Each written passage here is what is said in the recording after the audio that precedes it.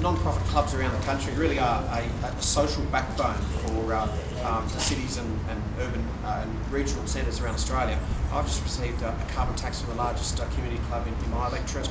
It's been evaluated by an energy auditor, finding that there have been increases directly attributable to carbon tax and additional environmental charges of over $7,000 per month. Of course, in Queensland, winter's not a big time for air conditioning, so that monthly charge can be expected to go up again.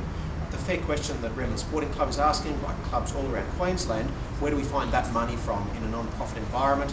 You either put up the price of your Hawaiian steaks and your cappuccinos, or you employ fewer people and wait longer. But either way, these profits can't be diverted to the really good stuff that community clubs do.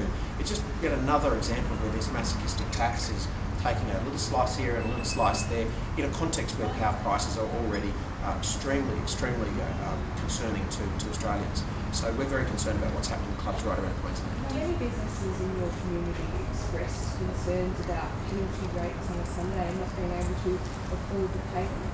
That's been a concern that's been raised obviously long before the carbon tax came around, continues to be raised, and it's a very difficult question because you've got to find the balance between rewarding people who work antisocial hours but also maintaining the viability of small business. At the moment they tell me that they effectively work on a Sunday and make nothing out of it.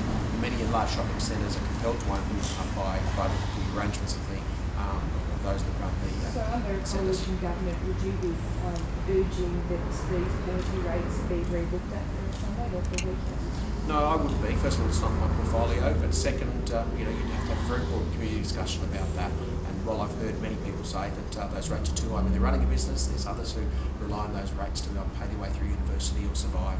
So it's a very balanced issue. And on a second note, there's been further discussion now on bilingual curricula for particularly Indigenous communities, and I'd welcome that discussion, even though it's not really directly a federal issue.